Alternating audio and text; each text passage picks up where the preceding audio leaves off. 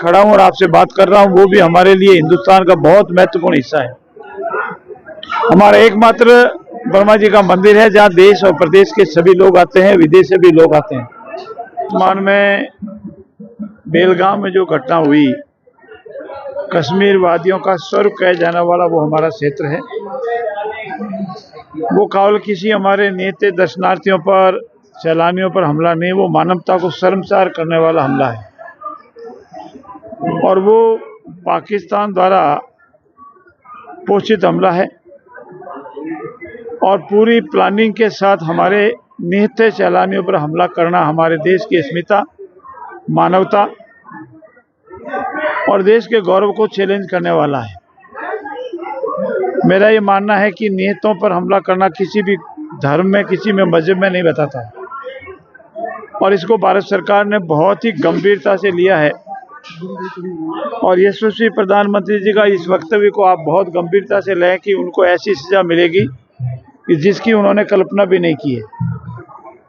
सभी सरकारों को, हिंदुस्तान की सभी सरकारों को अलर्ट किया गया है और ऐसे अवांछित तत्व जहाँ जहाँ कहीं भी जिन्हीं प्रदेशों में हैं उनको ढूंढा जा रहा है और उनको देश से निकालने का कार्रवाई की जा रही है।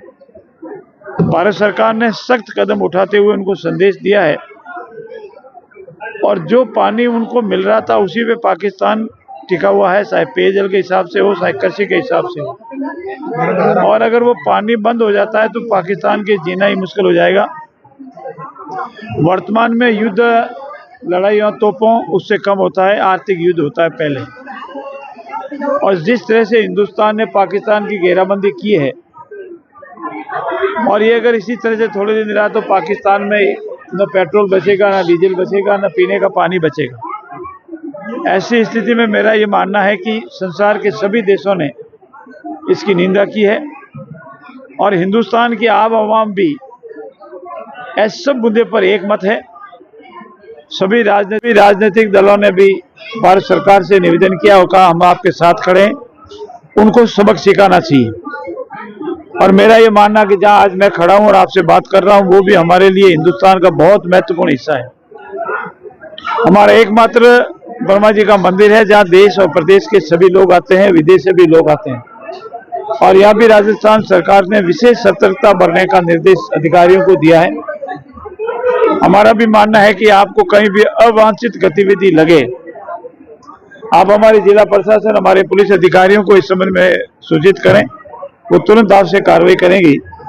पुष्कर हमारे लिए बहुत ही महत्वपूर्ण है। धीरे धीरे पूर्ववर्ती भाजपा सरकार में वसुंधरा जी ने भी इसको, पुष्कर को बहुत मान्यता से लिया, उसका बहुत जीर्णोद्धार हुआ।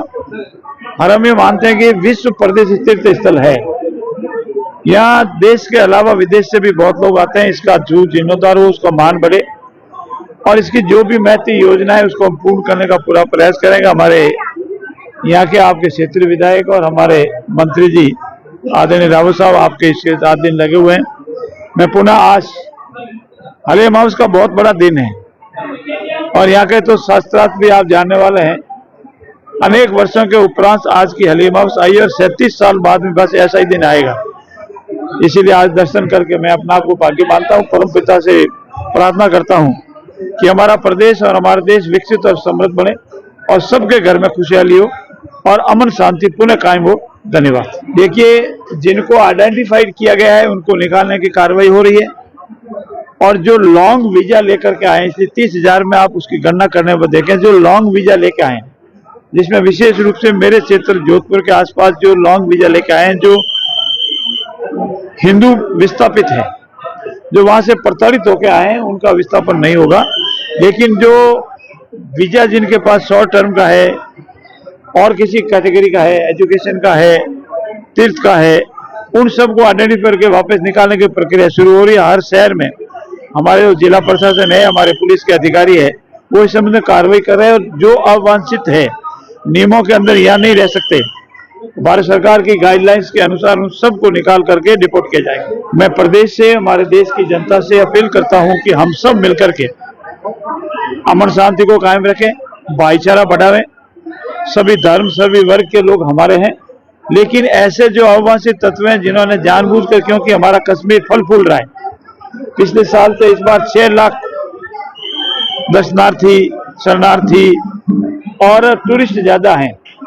और पाकिस्तान ये चाहता है कि अमन शांति जो कायम हुई है कश्मीर में, जो कश्मीर शैली पुनः धरती का स्वर्ग था वैसे ही कायम हो रही है, उसको एक गलत संदेश देने के लिए उसने कायराना हरकत की है, उसका मुंह तोड़ जवाब मिला।